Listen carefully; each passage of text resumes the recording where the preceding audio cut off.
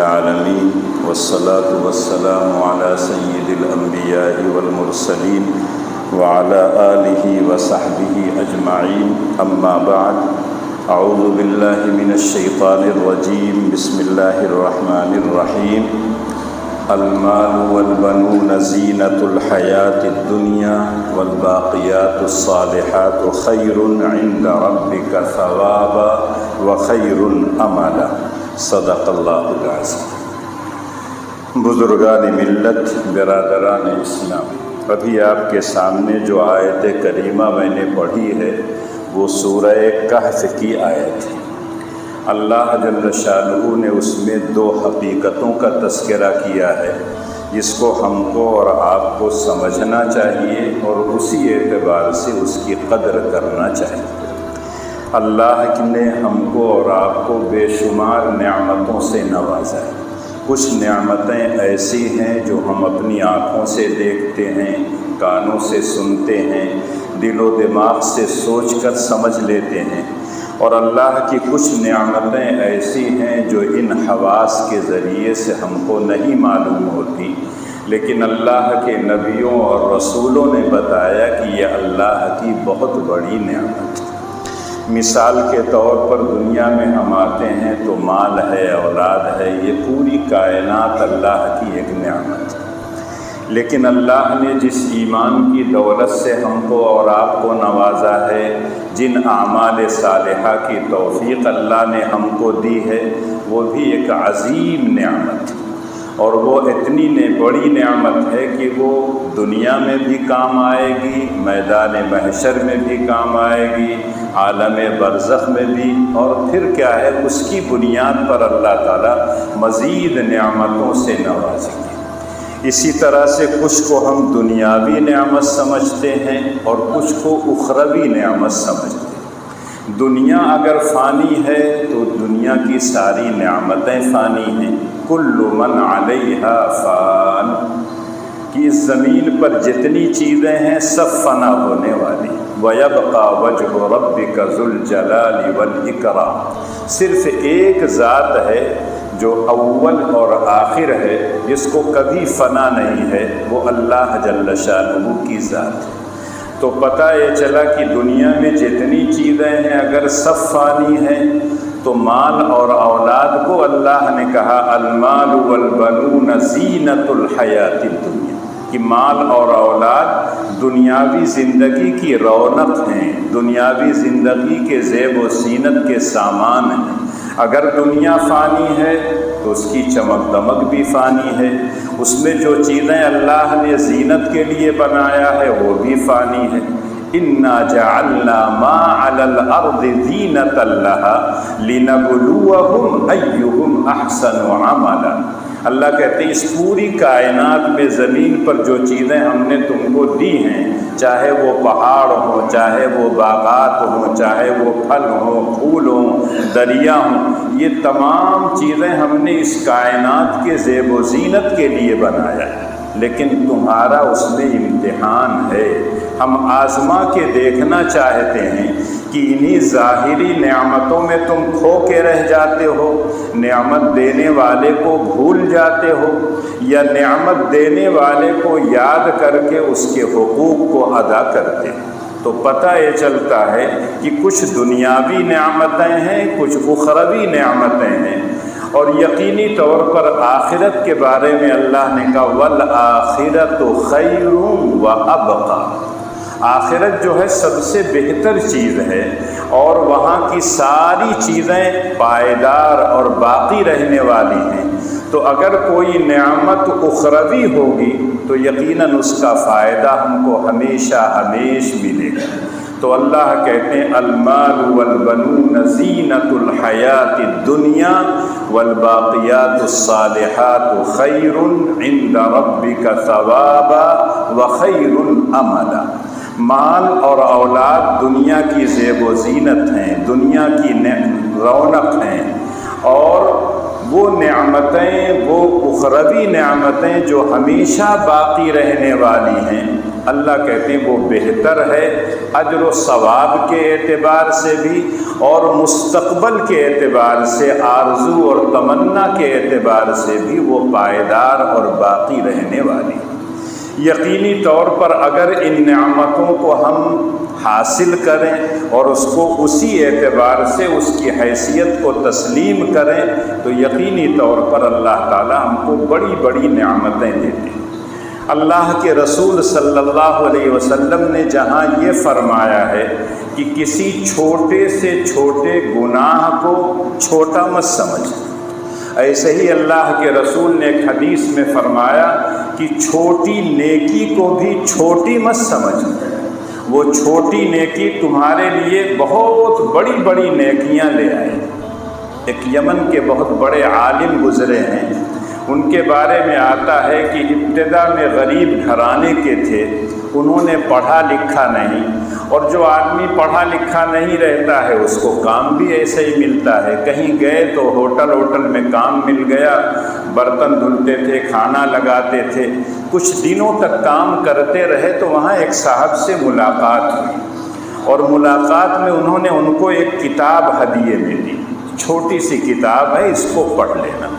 جب انہوں نے اس کتاب کو پڑھا اور تھوڑا سا سمجھا تو ان کے اندر علم کا شوق پیدا ہوا کہ پڑھنا چاہیے، علم حاصل کرنا چاہیے، اور اس شوق کی وجہ سے پھر ہوٹل کی ملازمت چھوڑ دیا اور پھر باقاعدہ انہوں نے پڑھنا شروع کیا، اور پڑھتے پڑھتے وہ جو تمام مراحل ہوتے ہیں یونیورسٹیوں کے، ہائی اسکول کیا، انٹر کیا، بی اے کیا، ایم اے کیا، پی ایچ ڈی کر لیا، اور پھر اپنے زمانے کے بہت بڑے عالم بنے۔ یمن میں ایک عالم گزرے ہیں علامہ شوکانی، ان کی تفسیر کی بھی کتاب ہے، اور ان کی ایک کتاب بہت مشہور ہے نیل الاوطار، حدیث اور فقہ دونوں ملا کے ہے، اور فتح القدیر ان کی کتاب ہے تفسیر۔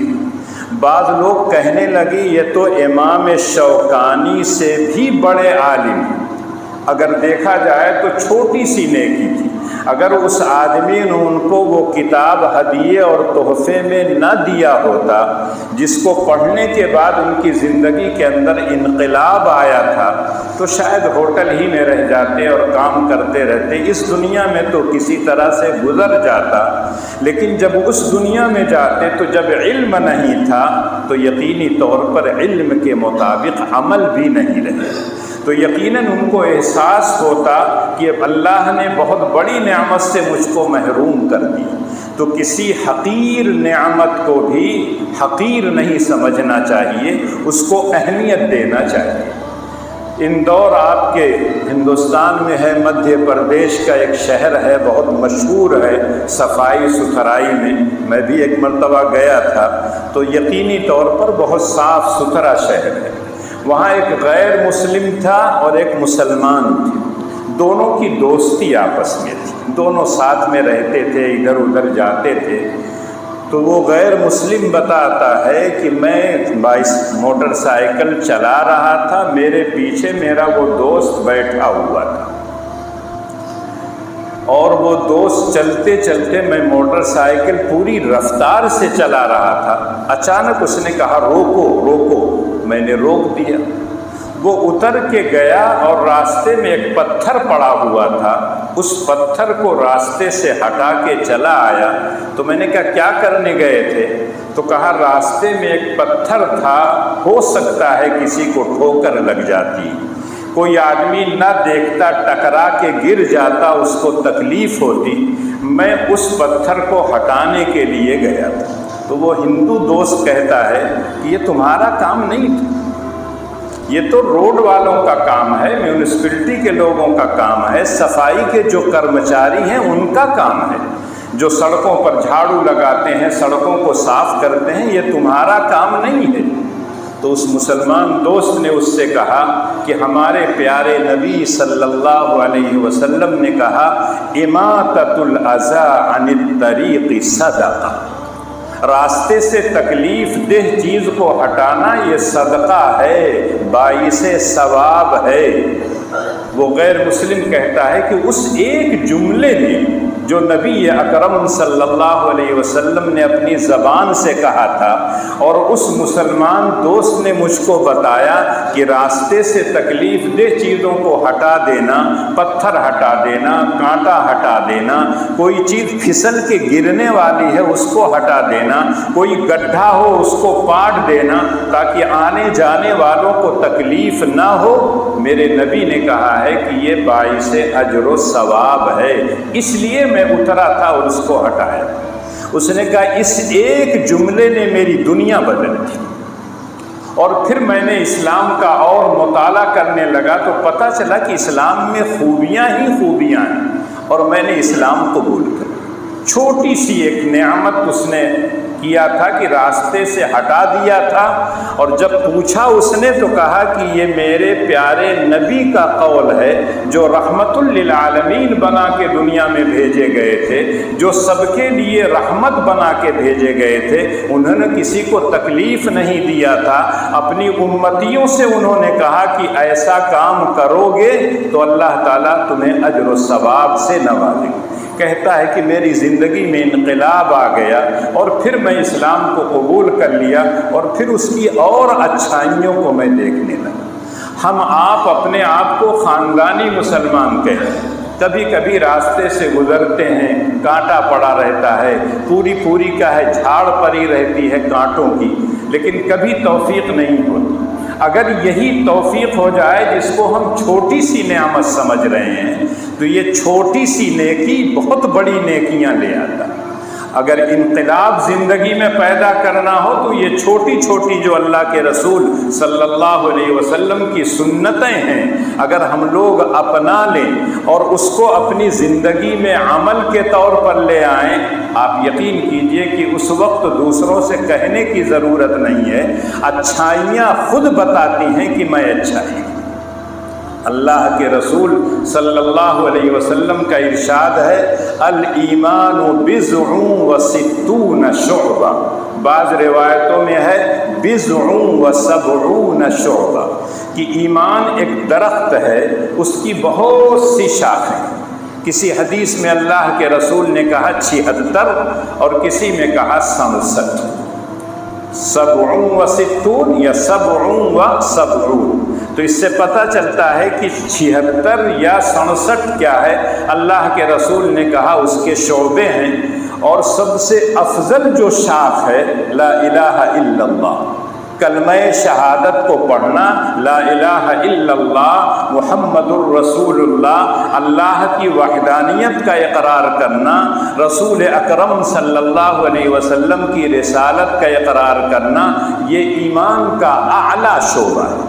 وَأَدْنَاهَا إِمَاطَةُ الْأَذَى عَنِ الطَّرِيقِ، اور سب سے ادنا اور سب سے کمتر شعبہ جو ہے راستے سے تکلیف دہ چیز کو ہٹا دیں۔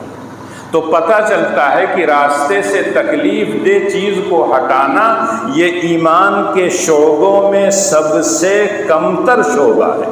اور بعض روایتوں میں آتا ہے دنا یدنو کے معنی آتے ہیں قریب ہونا، اور دنی یا یدنا کے معنی آتے ہیں حقیر ہونا۔ تو ادنا کا ایک ترجمہ تو ہے اقربھا، اور ایک معنی ہے احقرھا، سب سے حقیر شعبہ راستے سے تکلیف دہ چیز کو ہٹا دینا۔ اور دوسرے مفہوم کے لحاظ سے ہے کہ اگر اللہ کی قربت چاہتے ہو، سب سے زیادہ قریب راستہ یہ ہے کہ راستے سے تکلیف دہ چیز کو ہٹا۔ بعض چیزیں ہم سمجھتے ہیں کہ یہ نیکی نہیں ہے، لیکن وہ چھوٹی چھوٹی نیکی ہوتی ہے، اور اس نیکی کو کرنے کے بعد آپ کا تعارف ہوتا ہے، آپ کے دین کا تعارف ہوتا ہے، اور دوسرے کے دلوں میں آپ کا دین کا ہے رچ اور بس جاتا ہے۔ اللہ کے رسول صلی اللہ علیہ وسلم نے کہا کسی نابینا کو راستہ دکھا دینا، کسی بھٹکے ہوئے کو راستہ بتا دینا، کسی ننگے کو کیا ہے کپڑا پہنا دینا، کسی بھوکے کو ایک کھانا کھلا دینا ایک وقت، کسی پیاسے کو پانی پلا دینا، یہ سب نیکی کا کام۔ بظاہر اگر دیکھا جائے تو ہم اس کو معمولی کام سمجھتے ہیں، لیکن حدیث میں آتا ہے کہ ایک شخص پیاسا تھا، وہ ایک کنویں کے پاس گیا اور پانی نکال کے، اس دور میں جو نکالنے کا طریقہ تھا، ڈول نہیں رہی ہوگی، کسی طرح سے موزہ جو چمڑے کا ہوتا ہے اس میں بھر کے نکالا ہوگا، پیا ہوگا، جیسے آج کل پلاسٹک استعمال ہوتی ہے، کچھ نہ ملے تو وہی استعمال کر لیتے ہیں، چاہے دودھ لانا ہو چاہے پانی لانا ہو۔ اس کے بعد جب وہ پیاس اپنی بجھا چکا تو دیکھا کہ ایک کتا جو ہے گیلی مٹی کو کیا ہے چاٹ رہا تھا۔ چونکہ پیاسا تھا، اپنی پیاس بجھا کے اس کو سکون مل گیا تھا، تو اس نے اس جانور کی تکلیف کا بھی احساس کیا کہ یہ کتا پیاسا ہے اس لیے گیلی مٹی چاٹ رہا ہے۔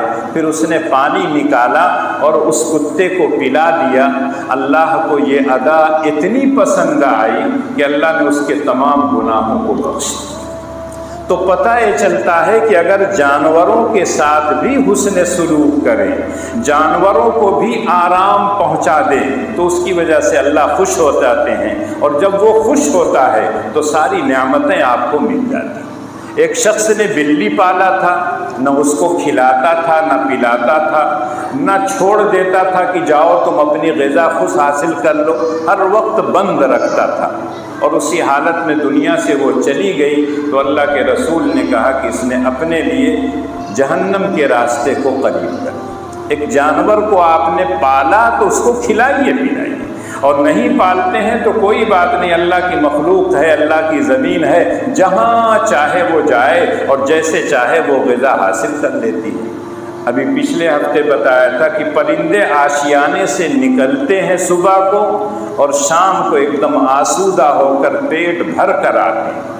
اللہ کے رسول فرماتے ہیں اگر تم لوگ بھی پرندوں کی طرح اللہ پر اعتماد اور بھروسہ کرو تو اللہ تعالیٰ تم کو بھی ایسے ہی روزی دیں گے۔ تغدو خماسا وتروح بطانا، کہ پرندے صبح کو جاتے ہیں ایک دم خالی پیٹ، اور جب شام کو لوٹتے ہیں تو پیٹ بھرا ہوا رہتا ہے، بچے ہوتے ہیں تو بچوں کے لیے بھی لے کے آتے ہیں، اور جب نکلتے ہیں تو ان کو یہ معلوم نہیں کہاں ملے گی، کون سا باغ ہے، کون سا کھیت ہے، کہاں غلہ ہے، کہاں نہیں ہے، اللہ جل شانہ ان کو بتا دیتے ہیں اور وہ جاتے ہیں پیٹ بھر کے چلے جاتے ہیں۔ اور ہم کو اور آپ کو یہ ترغیب دی گئی کہ اگر آپ نے کوئی پیڑ لگایا ہے، اس میں پھل پیدا ہوا ہے، اس پھل کو اگر کسی جانور نے کھا لیا، کسی پرندے نے کھا لیا تو آپ کو اجر و ثواب ملے گا۔ تو ایک انسان اس پر پابندی بھی نہیں لگاتا، اور کتنا پابندی لگائے گا؟ اگر آپ کے پاس 20 پیڑ آم کے ہیں تو ایک ایک پیڑ پر آپ کیا ہے جال باندھیں گے؟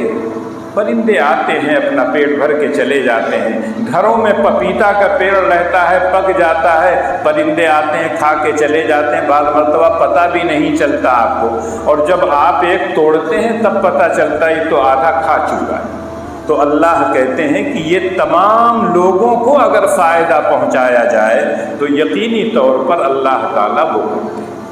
اور یہی وجہ ہے کہ ہم اپنی زبان میں تو کہتے ہیں پیسہ پیسے کو کھینچتا ہے، اور بالکل اسی طرح سے نیکی نیکی کو کھینچتی ہے۔ ایک نیکی کیجئے تو 10 نیکیوں کی اللہ تعالیٰ توفیق دیتے ہیں۔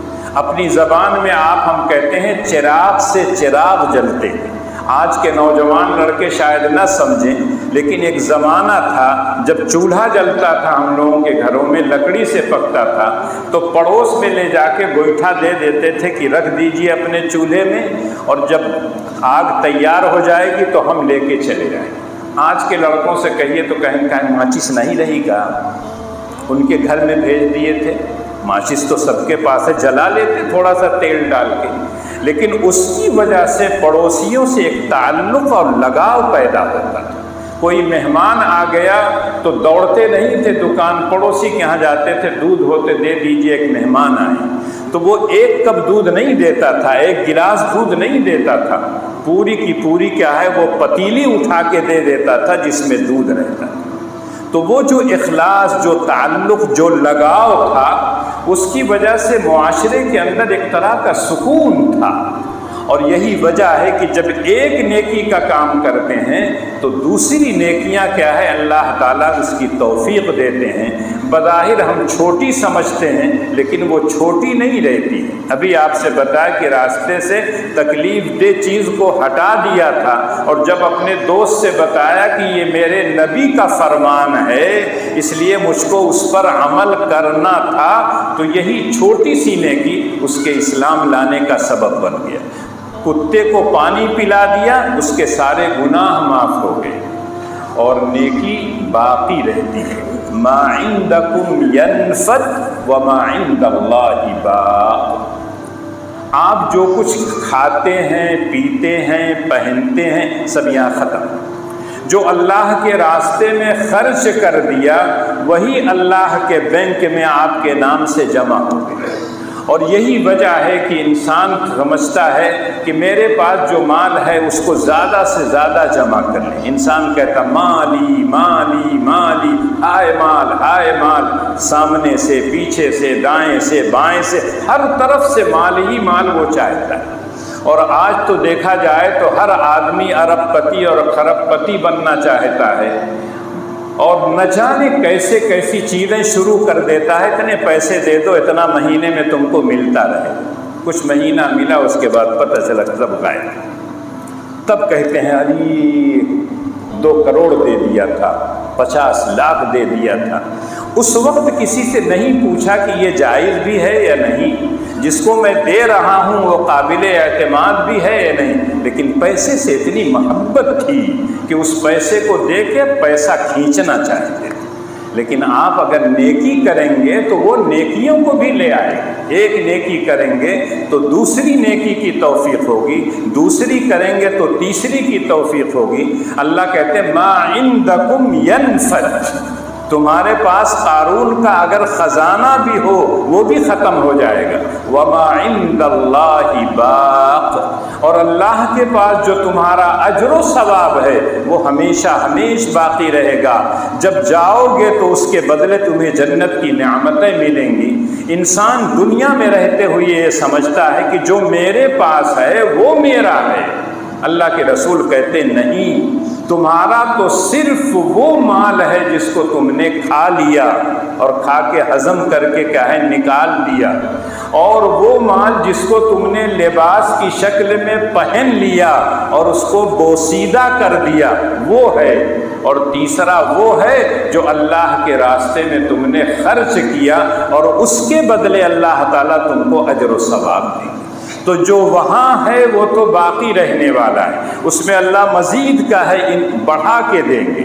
ایک حدیث میں آتا ہے کہ اللہ تعالیٰ جب کوئی بندہ صدقہ کرتا ہے، ایک کھجور کتنی بڑی ہوگی آپ سوچ لیجئے گا، بڑی سے بڑی کھجور عنبر بھی اگر آئے گی تو اتنی بڑی رہے گی، اس سے بڑی نہیں ہوگی، اور اس کو روزانہ آپ ہاتھ سہلاتے رہیے تو بڑھ نہیں جائے، اتنی بڑی ہی رہے گی۔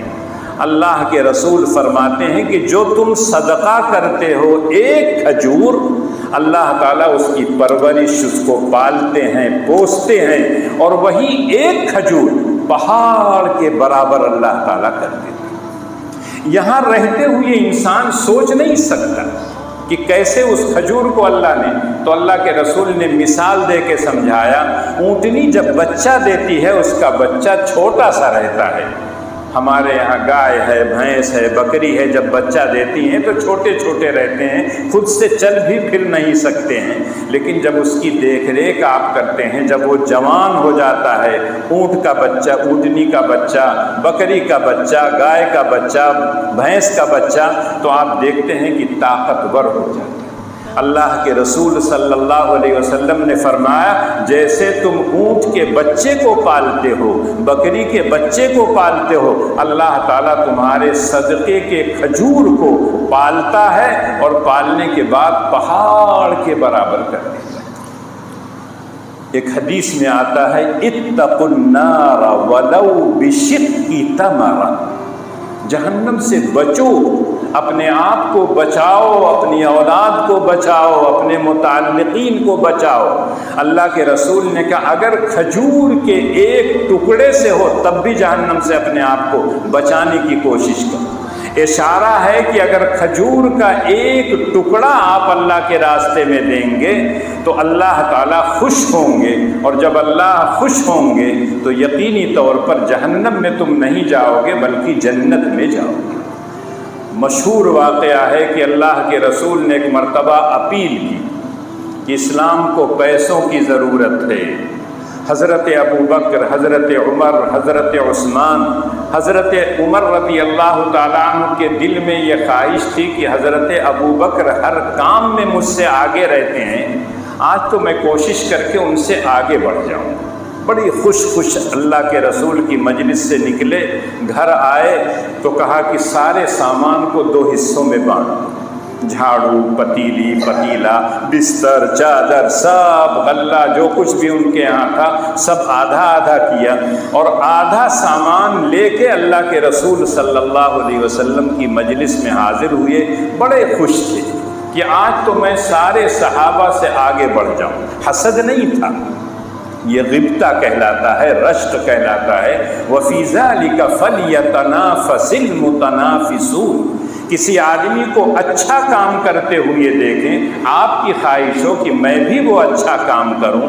کسی بچے کو آپ اچھا کام کرتے ہوئے دیکھیں، آپ کی خواہش ہو کہ میرا بیٹا، میرا پوتا، میرا ناتی بھی وہ اچھا کام کرے۔ اس کو غبطہ کہتے ہیں، اس کو رشک کہتے ہیں، اور یہ اچھی چیز ہے۔ لیکن کسی آدمی کو اچھا کام کرتے ہوئے دیکھ کے دل میں جو جلن ہوتی ہے اس کو حسد کہتے ہیں۔ اور حسد کے بارے میں اللہ کے رسول نے کہا جیسے آگ لکڑیوں کو جلا دیتی ہے، ایسے ہی حسد ہماری تمام نیکیوں کو جلا دیتا۔ اور قرآن جب پڑھیے تو قرآن نے جن چیزوں سے پناہ مانگنے کی ہمیں ترغیب دی ہے اس میں ہے من شر حاسد اذا حسد۔ جب کوئی آدمی آپ کا حاسد ہو جاتا ہے تو اس کے شر سے بچنا بڑا مشکل کام ہوتا ہے۔ اللہ کی پناہ اگر مل گئی تب تو بچ جائے۔ آپ بغل میں لیٹے ہوئے ہیں، آپ کا حاسد جل رہا ہے، کروٹیں بدل رہا ہے، نیند نہیں آ رہی ہے، اور آپ آرام سے سو رہے ہیں، تو یہ جو حسد اور جلن ہے یہ اچھی چیز نہیں ہے۔ حضرت عمر کے دل میں حسد نہیں تھا بلکہ وہ غبطہ تھا، رشک تھا، اچھے کاموں میں بڑھ چڑھ کے حصہ لینے کے لیے کوشش تھی۔ اس کے بعد اللہ کے رسول نے حضرت عمر سے پوچھا کیا لے آئے ہو؟ تو بڑے خوشی کہا اللہ کے رسول سارے گھر کے سامان کو 2 حصوں میں بانٹ کے آدھا حصہ آپ کے لیے آیا، آدھا حصہ گھر والوں کے لیے چھوڑ دیا۔ جب حضرت ابو بکر رضی اللہ تعالی عنہ سے اللہ کے رسول نے پوچھا ابو بکر تم کیا لے کے آئے؟ حضرت ابو بکر کے بارے میں آتا وہ یار غار تھے، مزاج نبوت کو پہچاننے والے تھے۔ جب اللہ کے رسول نے حضرت ابو بکر سے پوچھا تو کہا جھاڑو دے کے سارا سامان اٹھا لے آیا ہوں، گھر والوں کے لیے کچھ نہیں چھوڑا۔ یہ وہ اعتماد اور بھروسہ تھا اللہ پر۔ ہم آپ تو سال بھر کا غلہ رکھے رہتے ہیں، اس کے بعد کیا کہتے ہیں کچھ ہیے نہیں، 20 جوڑا کپڑا رکھے رہتے ہیں، میرے پاس کپڑا کہاں ہے۔ اسی طرح سے ساری نعمتیں ہمارے گھروں میں رہتی ہیں لیکن ناشکری کے کلمات رہتے ہیں۔ انہوں نے کہا سب میں اٹھا لے آیا ہوں، اللہ اور اس کے رسول کو گھر میں چھوڑ کے آ گیا ہوں۔ عثمان غنی، ان کا لقب ہی غنی ہے، مالدار، ذی النورین ان کو کہا جاتا ہے۔ اللہ کے رسول کی 2 بیٹیوں سے ایک کے انتقال کے بعد دوسرے سے آپ کی شادی ہوئی تھی۔ اتنے مالدار تھے کہ اپنے مال کے ذریعے سے اسلام کو بہت فائدہ پہنچایا، اتنا فائدہ پہنچایا کہ ان کا لقب ہی پڑ گیا غنی۔ یہودی کی کنویں کو خریدنا، اس کے بعد وقف کر دینا مسلمانوں کے نام پر۔ اس موقع پر اللہ کے رسول کے پاس کئی اونٹ سامان لے کے گئے، دنانیر اور دراہم کیا ہے اللہ کے رسول کو دیا کہ یہ میری طرف سے۔ وہیں ایک بدو آتا ہے، ایک غریب آدمی آتا ہے جو دن بھر میں 2 سیر کھجور کماتا تھا، 1 سیر گھر والوں کے لیے چھوڑ کے آیا اور 1 سیر اللہ کے رسول کے پاس لے کے آیا کہ اللہ کے رسول یہ میری کمائی کا آدھا حصہ ہے، اس کو قبول کر لیجیے۔ اللہ کے رسول صلی اللہ علیہ وسلم نے اس غریب کی ہمت افزائی کے لیے، اس کی ترغیب کے لیے کہا اس کھجوروں کو ان تمام سامانوں پہ بکھیر، یہ نہ ہو کہ کسی کونے میں رکھ دو کہ یہ غریب کی یہ کھجور آئی ہے اس کو رکھ لیجیے۔ آج اگر کوئی آدمی زیادہ دیتا ہے کسی بیوہ کو، کسی یتیم کو، کہیں مسجد میں چندہ دے دیا، کہیں مدرسے میں چندہ دے دیا، تو ایسا سمجھتے ہیں بس ایک دم ایک غریب جو 10 روپیہ کماتا ہے اگر اس میں سے وہ 1 روپیہ دیتا ہے خلوص اور للہیت کے ساتھ، ریاکاری نہیں، نام و نمود نہیں ہے، آپ یقین کیجئے اس 1 روپے میں جو برکت ہوگی وہ لاکھوں روپے میں نہیں۔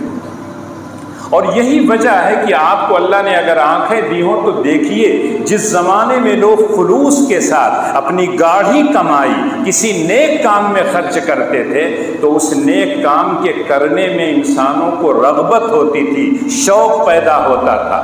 یقینی طور پر اگر ایک صدقہ 1 کھجور کا وہ کرتا ہے، اس کو بڑھا کر اللہ تعالیٰ پہاڑ کے برابر کر سکتے ہیں، تو اگر وہ اتنے صدقہ کرے، گھر کا پورا مال خرچ کر دے، آدھا مال خرچ کر دے۔ اگر حضرت عمر اپنے گھر کا پورا آدھا سامان لے آئے تھے تو وہ بیچارہ غریب بھی تو 1 سیر لے آیا تھا، 2 سیر کمایا تھا، آدھا وہ بھی لے آیا تھا۔ ایک آدمی کروڑ پتی ہے، لاکھ روپیہ دیتا ہے، ایک آدمی کا ہے 100 روپے کماتا ہے، وہ 50 روپے دیتا ہے، یہ بڑھا ہوا ہے، اس کے کروڑ میں سے کیا ہے دیا ہے، اور یہ بیچارہ کا ہے 100 میں سے آدھا اپنا دے دیا۔ تو اللہ کے رسول صلی اللہ علیہ وسلم نے ہر مرتبہ کیا ہے باقاعدہ ترغیب۔ حضرت عثمان غنی رضی اللہ تعالیٰ عنہ ایک مرتبہ کیا ہے قحط پڑا ہوا تھا، باہر سے کیا ہے سامان اور غلہ منوایا اور آ گیا غلہ۔ غریبوں کو جب پتہ چلا کہ امیروں کو جب پتہ چلا کہ عثمان غنی کا مال آ گیا ہے تو جتنے تاجر تھے پہنچے اور عثمان غنی رضی اللہ تعالیٰ عنہ سے کہنے لگے ہم یہ پورا سامان آپ کا پورا غلہ لینا چاہتے ہیں۔ انہوں نے کہا کیا دو گے؟ کہا دگنا لے لیجئے، جتنا خریدیں اس کا ڈبل۔ کہا مجھ کو اس سے زیادہ مل رہا ہے۔ دوسرے نے کہا کہ ہم سے تیگنا لے لیجئے، کہا اس سے زیادہ مجھ کو مل رہا ہے۔ اسی طرح سے سب لوگ کہتے رہے اور 4-5 تک پہنچ کر سب لوگ کیا ہے ایک دم شکست مان گئے، اس سے زیادہ ہم نہیں دے سکتے۔ 1 روپے کی چیز کو ہم 5 روپے میں خریدیں تو یہ تو بہت زیادہ دے دیا نا، اب اس کو اگر ہم بیچیں گے تو کتنے میں بیچیں گے؟ آج کل جیسے آپ دیکھتے ہوں گے ٹماٹر کتنا مہنگا ہو گیا، ایک آدمی بیچارہ جاتا ہے پیسہ لے کے، ٹماٹر کا بھاؤ سن کے لوٹ آتا ہے، خریدنے کی اس کی ہمت نہیں پڑتی ہے، اور جب ایک آدمی پوچھتا ہے تو اس کی آنکھوں سے آنسو گرنا شروع ہو جاتا ہے کہ میرے پاس اتنا پیسہ نہیں ہے کہ میں خرید کر لے جاؤں اور پھر بازار میں اس کو فروخت کروں۔ وہ غم وہ رنج جو تھا کہ میں اگر 5 گنا 100 گنا جو ٹماٹر 15 روپے 20 روپے میں بکتا تھا وہ 200 روپے میں خریدوں گا تو بیچوں گا میں کتنے؟ حضرت عثمان غنی کہتے رہے کہ مجھ کو اس سے زیادہ مل رہا ہے۔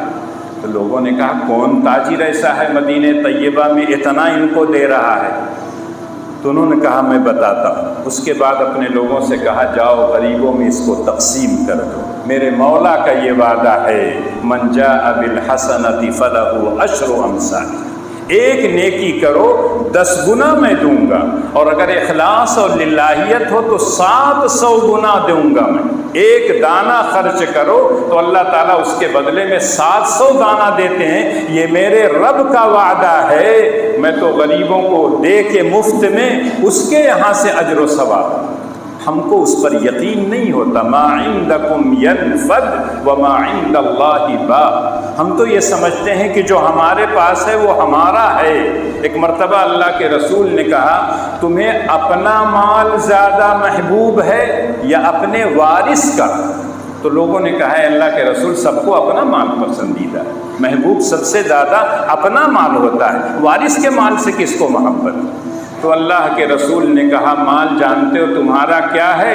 جو اس دنیا میں رہتے ہوئے تم اپنے اوپر اپنی اولاد کے اوپر اللہ کے غریب اور محتاج بندوں پر خرچ کر دو گے وہ تمہارا ہے۔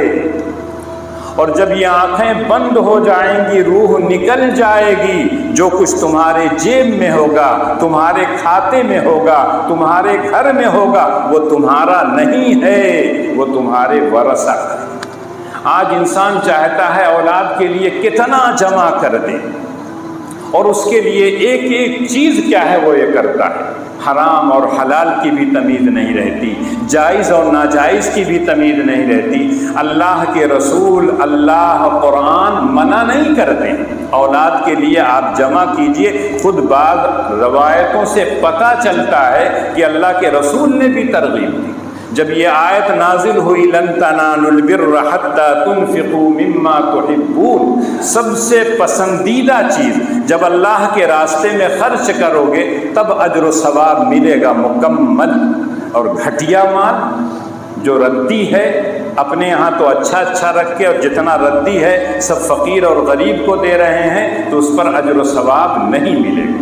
ایک صحابی نے سنا، ان کا بہت اچھا باغ مسجد نبوی کے قریب میں تھا، جہاں اللہ کے رسول کبھی کبھی جایا کرتے تھے، کھجوریں کھاتے تھے، ٹھنڈا پانی پیتے تھے۔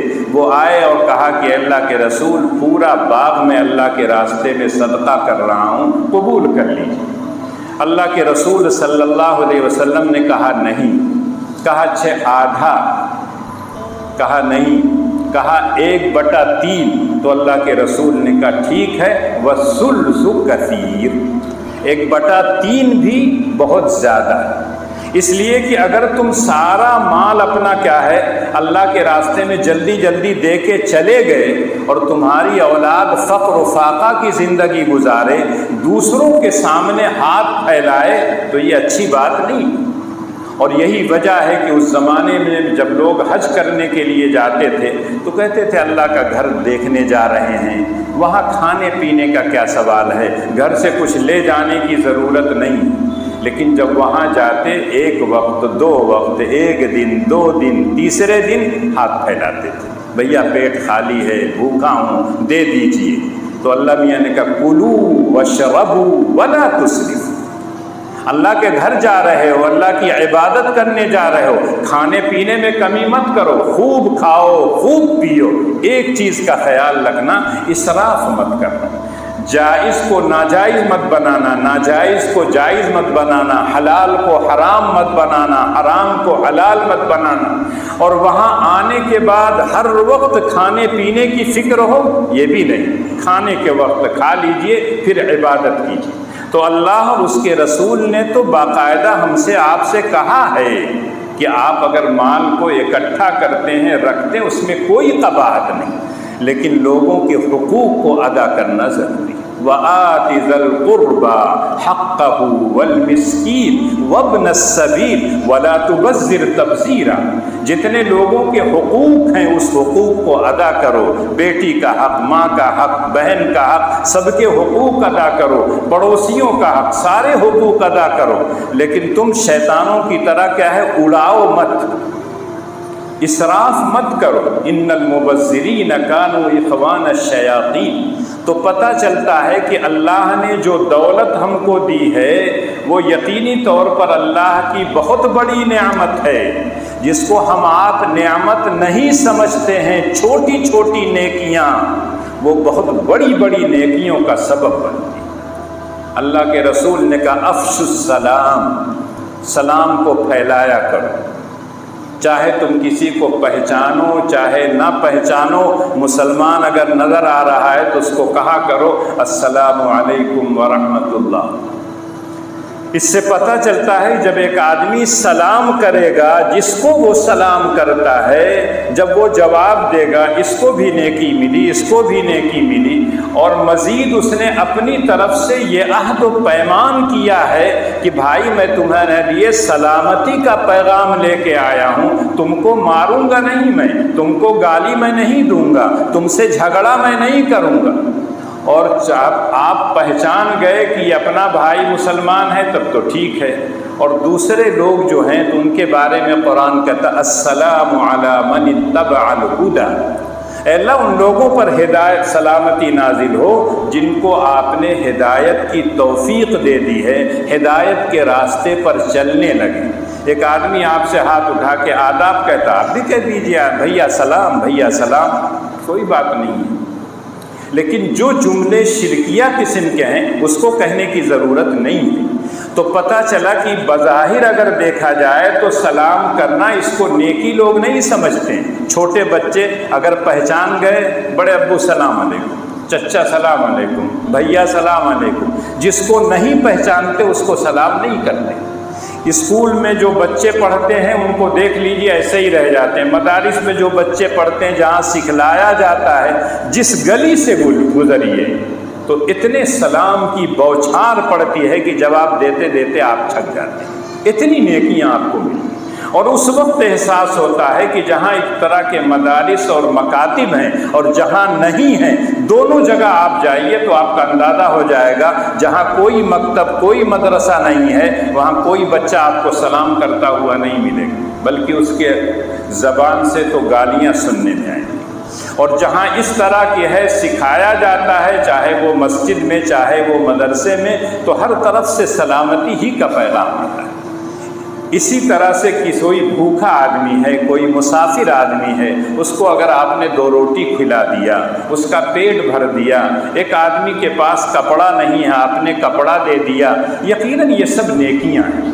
لیکن یہ نیکی ختم ہو جاتی، کھانا دیا آپ نے، بھوکے نے کھا لیا، اس نے آپ کا شکریہ ادا کیا، اللہ میاں کے ہاں آپ کو اجر مل گیا۔ لیکن کچھ کام ایسے ہوتے ہیں جس کو اگر آپ کریں تو وہ آپ کی زندگی میں بھی اجر و ثواب ملے گا اور آپ کے دنیا سے جانے کے بعد بھی اجر و ثواب ملے گا۔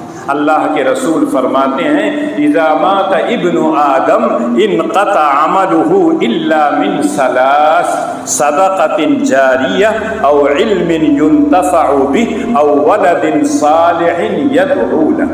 اللہ کے رسول کہتے ہیں جب کوئی انسان دنیا سے چلا جاتا ہے اس کا نامہ اعمال بند کر دیا جاتا ہے، گیا وہ، اس کے کھاتے میں کچھ نہیں لکھا جائے گا سوائے 3 عمل کے، صدقہ جاریہ، ایسا رفاہی کام جب تک اس کام سے لوگ فائدہ اٹھائیں گے آپ کو اجر و ثواب ملے گا۔ کہیں مسجد نہیں ہے، اللہ کے بندے نماز پڑھنا چاہتے ہیں، اللہ نے آپ کو دولت دی ہے، آپ نے مسجد بنوا دیا۔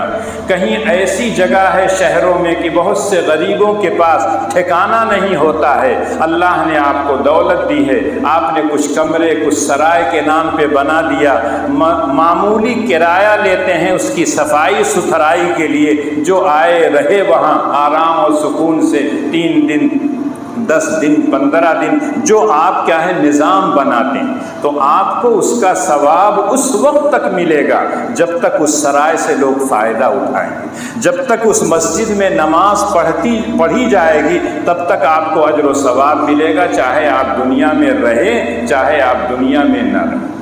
بلکہ اگر میں یہ کہوں تو مبالغہ نہیں ہے، اگر کوئی آدمی نیکی کا کام کرتا ہے تو کئی نسلوں تک اس نیکی کا اثر رہتا ہے۔ اور اگر اللہ نے آپ کو آنکھیں دی ہوں، دل کی آنکھیں دی ہوں، تو آپ دیکھیے دنیا میں بہت سے لوگ آپ کو نظر آئیں گے، جب آپ غور کریں گے تو پتہ چلے گا ان کے ابا، ان کے دادا، ان کے پردادا، ان کے لکڑ دادا، سکڑ دادا، سارے لوگوں نے نیکی کا کام کیا تھا، اس لیے اس کے اندر بھی وہ تمام نیکیاں پائی۔ اور قرآن میں اگر آپ پڑھنا چاہیں حضرت موسیٰ اور حضرت خضر کا واقعہ سورہ کہف میں آیا ہے۔ حضرت موسیٰ علیہ السلام نے ایک مرتبہ تقریر کی، سب لوگ بہت متاثر ہوئے، تو ان لوگوں نے کہا موسیٰ علیہ السلام آپ سے بڑا کوئی عالم اس وقت ہے؟ تو حضرت موسیٰ کی زبان سے نکل گیا تھا میں سب سے بڑا ہوں۔ نبی ہیں، جلیل القدر نبی ہیں، نبی کے زمانے میں نبی سب سے بڑا عالم ہوتا ہے، بات بالکل صحیح تھی، لیکن نبی کی شان کے یہ خلاف تھی کہ علم کو اپنی طرف منسوب کرتے، آپ کی شان تو یہ تھی کہ اس کی طرف منسوب کرتے۔ سب سے بڑا عالم وہ ہے۔ اللہ کو یہ ادا ناپسند آئی اور کہا موسیٰ میرا ایک بندہ رہتا ہے، جاؤ لمبا سفر کرو، اس کے پاس جاؤ تو تمہیں بہت سے علوم ملیں گے جو تم نہیں جانتے ہو۔ حضرت موسیٰ علیہ السلام گئے، کسی طرح سے ان تک پہنچے، خود وہ کہتے ہیں بڑی تعب اور مشقت، اس سے پتہ چلتا ہے علم حاصل کرنے کے لیے پاپڑ بیلنے پڑتے ہیں، سفر کرنا پڑتا ہے، مشقتیں جھیلنی پڑتی ہیں، سوکھی روٹی کھانا پڑتا ہے، پانی والی دال پینا پڑتا ہے، تب جا کے علم آتا ہے۔ گھر بیٹھ کے مرغن غذائیں کھانے سے علم نہیں حاصل آتا۔ جتنے لوگ کچھ نہ کچھ بنے ہیں ان کی زندگیوں میں دیکھیے تو مشقت اور سفر، تب جا کے اللہ تعالیٰ ان کو دیتے ہیں۔ حضرت موسیٰ نکلے، مل گئے، سلام کیا، کہا کون؟ کہا موسیٰ۔ کہا کون موسیٰ؟ کہا موسیٰ بنی اسرائیل، بنو اسرائیل کا نبی موسیٰ۔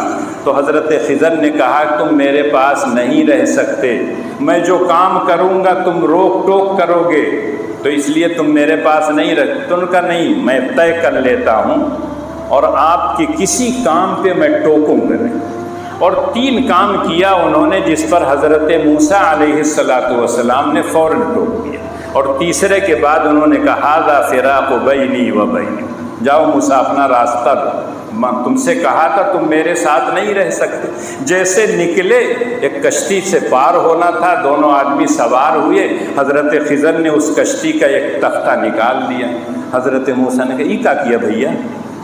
اب پہ پانی آ جائے اور سارے کشتی والے ڈوب جائیں گے، یہ آپ نے کیا کیا؟ اخرقتها لتغرق اهلها، یہ ایک تختہ نکال دیے، سارا پانی ابھی کشتی میں آئے گا، کشتی ڈوب جائے گی۔ تو حضرت موسیٰ نے کہا تھا نا کہ زبان بند رکھنا، بولنا مت، کہا اچھا ٹھیک آئندہ۔ اس کے بعد آگے گئے تو ایک لڑکا ہوشیار قسم کا خوبصورت کھیل رہا تھا، پکڑا، اس کے بعد ایسے چیخ دیا اس کو، کہا ارے اقتلت نفسا زکیۃ بغیر نفس لقد جئت شیئا امرا لقد جئت شیئا نکرا۔ اے خضر یہ کیا کر دیے؟ خوبصورت بچہ، کوئی جرم نہیں، کچھ نہیں، آپ نے ٹانگ پکڑ کے چیر دیا اس کو۔ کہا تھا نا کہ تم صبر نہیں کر سکتے، کہا اچھا آپ کی مرتبہ معاف کر دیجیے، آئندہ۔ اس کے بعد آگے بڑھے تو ایک گاؤں میں گئے، بھوک پیاس سے لوگوں کو کیا ہے پریشانی ہو رہی تھی، تو گاؤں والوں سے کہا بھائی ہم لوگ مسافر ہیں، کھانا کھلا دو۔ گاؤں والوں کا ہم لوگ نہیں کھلاتے۔ تو حضرت موسیٰ کو تاؤ آ گیا، لیکن کرتے تو کیا؟ جب کہہ رہا ہے میزبان کہ میں نہیں کھلاؤں گا تو آپ زبردستی تو کھا نہیں سکتے۔ لوٹے وہاں سے تو دیکھا ایک دیوار گر رہی تھی، حضرت خضر نے اس دیوار کو ایسے کیا اور وہ صحیح ہو گئی ایک دم۔ حضرت موسیٰ کہہ رہے ہیں نالائق ہیں، کھلائے نہیں، پانی نہیں پلائے، ان کی دیوار آپ نے سیدھا کہتے گرا دینا چاہیے تھا۔ تب حضرت خضر نے تینوں پھر واقعات بیان کیے کہ میں نے کشتی میں ایک تختہ اس لیے نکالا تھا کہ اس طرف ایک بادشاہ رہتا تھا، جتنی صحیح سالم کشتیاں اس طرف جاتی تھیں بادشاہ قبضے میں لے لیتا تھا، اس کو بھگا دیتا تھا، جس کی کشتی تھی خود قبضہ کر لیتا۔ میں نے شگاف لگا دیا، اب عیبدار ہو گئی، اب بادشاہ نہیں لے گا۔ یہ غلام جو تھا، بچہ جو تھا، یہ اپنے والدین کا بالکل نگاہ میں ہر وقت رہتا تھا، اتنی محبت تھی اس اولاد سے کہ ماں باپ کے راہ راست سے ہٹنے کا سبب یہ بچہ بن سکتا تھا۔ میں نے اس لیے اس کو دنیا سے پار کر دیا، اور اللہ تعالیٰ اس کو دوسری اولاد دے دیں گے، ہو سکتا ہے کہ اتنی محبت نہ ہو۔ اور یہ جو دیوار میں نے ٹھیک کر دیا تھا، جانتے ہو کیوں؟ یہ دیوار 2 یتیم غلاموں کی ہے، نابالغ بچے ہیں، ان کے ابا دنیا سے چلے گئے ہیں۔ میں نے اس لیے اس کو سیدھی کر دیا کہ اس کے نیچے خزانے ہیں، آج اگر گر جاتی تو وہ خزانہ دوسرے لوگ لے لیتے۔ وَكَانَ أَبُوهُمَا صَالِحًا، دونوں بچوں کے باپ نیک تھے، ان کی نیکی کا اثر یہ تھا کہ اللہ نے مجھ کو یہ حکم دیا تھا اس کو سیدھی کر دو، جب بچے وہ جوان ہو جائیں گے تب اس کے نیچے جو خزانہ نکلے گا ان کو مل جائے گا۔ اور پھر اخیر میں انہوں نے کہا وَمَا فَعَلْتُهُ عَنْ ذَلِكَ إِلَّا بِأَمْرِ اللَّهِ، کہ میں نے یہ جو کام سب کیا ہے یہ اللہ کے حکم سے کیا ہے۔ تو بہرحال اس لڑکوں کے باپ نیک تھے تو اللہ جل شانہ نے ان کے خزانے کو محفوظ رکھا۔ اور جب انسان نیکی کرتا ہے تو اس کے اثرات کچھ نہ کچھ ہوتے ہیں۔ آج عام طور سے آتے ہیں لوگ، مولانا لڑکوا پڑھے نہیں چاہتے، دعا کر دیجئے، لڑکوا بڑا نافرمان ہے، بڑی سرکش ہو گیا ہے، ایک کو بات سنتے نہیں۔ اب اگر ان سے یہ پوچھا جائے کہ آپ اللہ کی کتنی بات سنتے، آپ اللہ کی کتنی اطاعت کرتے، تو پھر وہ زیرو نکلیں گے۔ اگر آپ اللہ کی اطاعت نہیں کرتے ہیں، اس کا اثر یہی ہوگا کہ اولاد آپ کی اطاعت نہیں کرے گی۔ اور آپ پڑھے ہوں گے کہ اس طرح کا جو ہے اولاد جب ماں باپ کو پریشان کرتی ہے تو اس کی اولاد اس کو پریشان کرتی ہے۔ یہی ایک چیز ایسی ہے کہ اللہ تعالیٰ دنیا ہی میں بدلہ دیتے ہیں۔ اور واقعات میں آتا ہے کہ ایک شخص اپنے باپ کو مار کے رسی میں باندھ کے پیر گھسیٹتے ہوئے لے جا رہا تھا، گاؤں کے باہر ایک بسواری تھی، وہاں تک گیا تو اس نے کہا بس کرو بیٹا، میں اپنے ابا کو یہیں تک لے آیا تھا۔ اس لیے اپنے گریبان میں جھانک کے دیکھنا چاہیے کہ ہم نے اپنے والدین کی کتنی اطاعت کی ہے، اللہ کی ہم کتنی اطاعت کرتے ہیں، دین کے احکامات پر ہم کتنے چلتے ہیں۔ اگر ہم چلیں گے، اللہ کی اطاعت و فرما برداری کریں گے تو اولاد بھی نیک ہوگی۔ اگر کوئی اولاد شرارت کرتی ہے تو بہرحال کیا ہو سکتا ہے آپ تنبیہ کریں گے تو اس شرارت کو چھوڑ دے گا، لیکن آپ ایک دم چھوڑ دیں ایسے ہی۔ بچپن سے کبھی آپ نے نماز پڑھنے کے لیے نہیں کہا، 35 سال کا ہو گیا، اب اگر آپ نماز کے لیے کہیں گے تو کہاں سے وہ نماز پڑھے گا؟ اس کی تو عادت پڑ گئی ہے نماز چھوڑنے کی۔ اب اس وقت آپ کہیں میں کہتا ہوں لیکن نہیں سنتا ہے، بچپن سے آپ کو کہنا چاہیے تھا، بچپن سے عادت لگانی چاہیے تھی اچھائیوں کی، نیکیوں کی۔ تو پتہ یہ چلتا ہے کسی نیکی کو چھوٹی مت سمجھا کیجئے، چھوٹی نعمت ہو اس کو بھی اختیار کیجئے، اس سے اللہ تعالیٰ بڑی بڑی نعمتیں دیتے ہیں۔ اللہ نے ہم کو بے شمار نعمتوں سے نوازا ہے، اس دنیا میں بھی اور اس دنیا کے لیے بھی۔ جو ہم ایمان لے آئے ہیں، اعمال صالحہ کرتے ہیں، اس ایمان اور اعمال صالحہ کا فائدہ دنیا میں بھی ملے گا، چین اور سکون ملے گا۔ قبر میں جب جائیں گے، برزخ میں جائیں گے، وہاں بھی چین اور سکون کی زندگی ملے گی۔ میدان محشر میں جائیں گے، وہی ایمان، وہی نیکیاں ہمارے کام آئیں گی، اور اسی کے بدلے میں ہم کو اللہ تعالیٰ جنت کی نعمتوں سے نوازیں گے۔ اس لیے مال اور اولاد یہ دنیاوی زندگی ہے، فنا ہونے والی ہے، لیکن جو نیکیاں آپ اس دنیا میں کرتے ہیں اس کا اجر و ثواب آپ کو آخرت میں ملے گا۔ جتنی نیکیاں سمیٹنا چاہیں اتنی نیکی سمیٹ لیجئے، کسی بھی نیکی کو چھوٹا مت سمجھیے گا، اس روز یہی چھوٹی سی نیکی بہت بڑی ہو کے کام آئے گی آپ کی۔ اللہ تعالیٰ مجھ کو بھی اور آپ کو اعمال صالحہ کی توفیق دے۔